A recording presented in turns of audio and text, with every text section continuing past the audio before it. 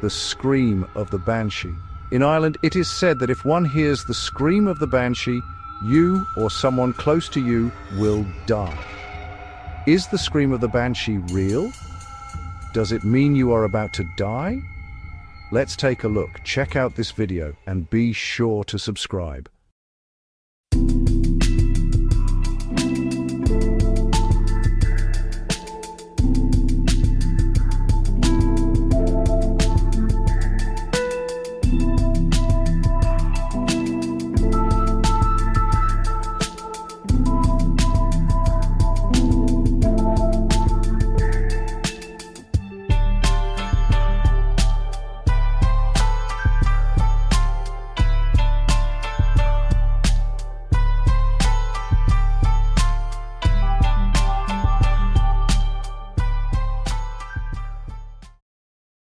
Imagine, if you will, a quiet night in the rolling green hills of Ireland. Mist and moonlight over a gnarled tree. The air is still, cool, the scent of damp earth, peat smoke from a distant hearth.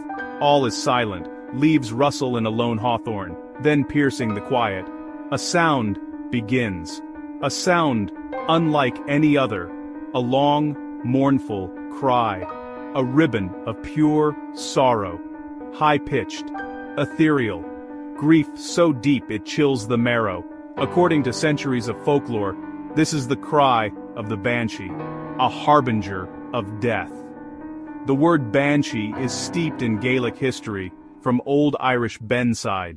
To truly understand the Banshee, one must journey back in time to an Ireland where the veil was thin. The legend did not spring fully formed. It grew from ancient Celtic beliefs about spirits' ancestors, the sacredness of family lineage. The Banshee is described as a solitary female spirit, but her appearance is famously inconsistent. Sometimes she is a beautiful young woman with flowing silver hair, eyes red from weeping a vision of ethereal sorrow. At other times, a stooped, terrifying old hag, a crone with a shrouded face, a malevolent glare. In some traditions, she is washing a blood-stained shirt, the shirt of someone about to die, known as the bean knee. She might be tall and spectral or small and hunched. The primary evidence for the Banshee's existence, if one can call it that, falls into three distinct categories, each offering a different texture to the legend. The first, and most abundant, is the vast ocean of folk tales. These are the stories passed down orally, from grandparent to grandchild. The local legends that attach themselves to specific places, a certain bridge, an ancient ruin, a particular stretch of road. These tales form the very bedrock of the Banshee mythos, establishing the rules of her appearances and the nature of her cry. They are the collective memory of a culture, preserved through vivid and often frightening narratives, polished smooth by countless retellings over centuries. The second type of evidence comes in the form of personal, eyewitness reports. These are contemporary or near-contemporary accounts from individuals who claim to have experienced the phenomenon firsthand. A person might recount hearing an inexplicable wailing outside their window on the night a relative died, even if that relative was hundreds of miles away. Sometimes, entire families report hearing the same sound simultaneously, lending a certain weight to their testimony. The third category is what we might term historical notes. The folk tales surrounding the Banshee are as varied and numerous as the Irish families they are said to follow. A recurring and powerful theme within these stories is the idea of an ancestral bond. The Banshee is not a random spirit who cries for just anyone. She is fiercely loyal to specific, ancient, Irish bloodlines. The belief holds that the great Gaelic families, the O'Neills, the O'Briens, the O'Donnells, the O'Connors, and the Kavanaghs, each have their own Banshee. This supernatural attachment was seen as a mark of prestige, a sign that a family was so ancient and noble that even the spirits of the otherworld took notice. To have a Banshee weep for your kin was a somber, yet distinguished honor. One common narrative strand tells of a Banshee who was once a mortal woman, a gifted singer or poet, deeply cherished by the clan's founder. To move from the general to the specific can often be illuminating. While thousands of stories exist, let us consider one particular account, a simple and unadorned story passed down in a family from County Clare, It was related by an elderly woman named Sinead, who spoke of an experience from her childhood in the 1940s. Her voice was steady, her memory clear, as she recounted the events of one particular night. She was about 10 years old, sharing a small room with her two younger sisters in their modest cottage. Her grandfather, a man she adored, was gravely ill in the room next door, and the whole house was wrapped in a somber, waiting silence.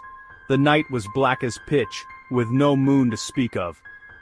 We were all meant to be asleep, but you can't sleep in a house that's holding its breath.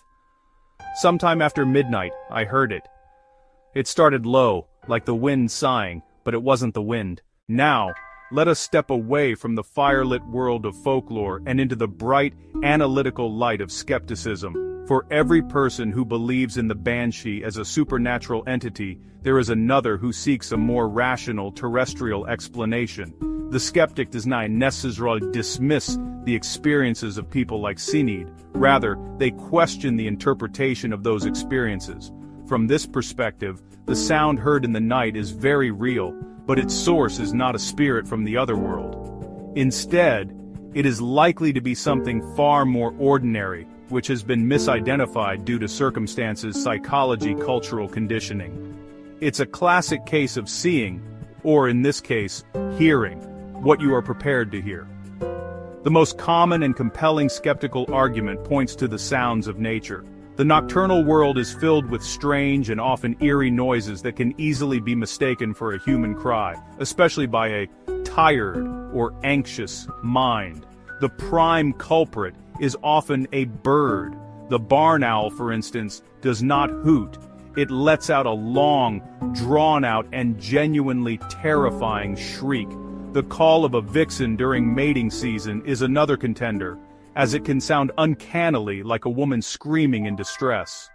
Add to this the mournful howl of the wind rushing through a narrow gap, whistling around the eaves of an old house, or moaning through the branches of a tree. When we place the legend and the skeptical view side by side, we are not looking at a simple case of right versus wrong. Instead, we are observing two fundamentally different ways of interpreting the world. The folkloric perspective is rooted in emotion tradition and a sense of connection to a mystical past. It doesn't seek scientific proof because its truth is not scientific.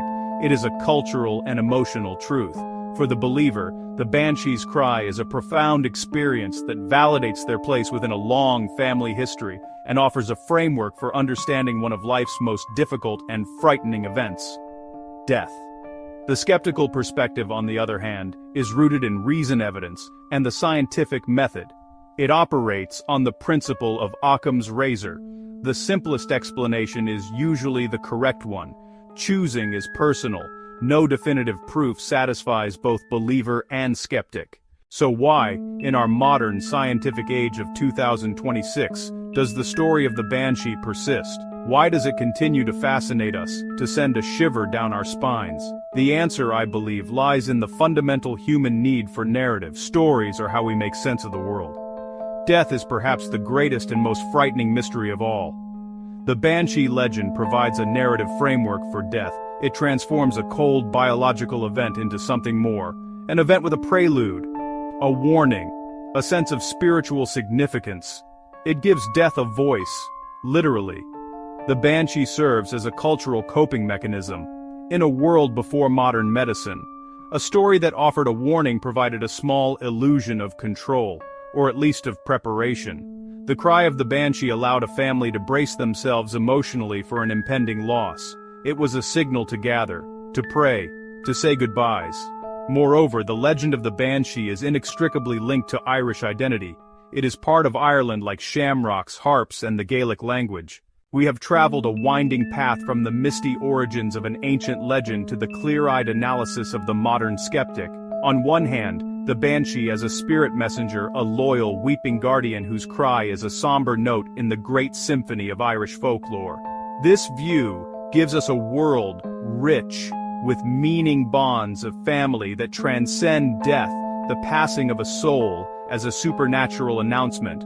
On the other hand, the rational explanation, shriek of an owl, shriek of a fox, the moan of the wind, tricks of a grieving and expectant mind, comfort of logic, reassurance of natural laws. Choosing between these explanations is personal. Perhaps truth lies somewhere in between. The Banshee may not be a literal spirit at a window. She is a powerful cultural entity, a potent symbol of grief and heritage.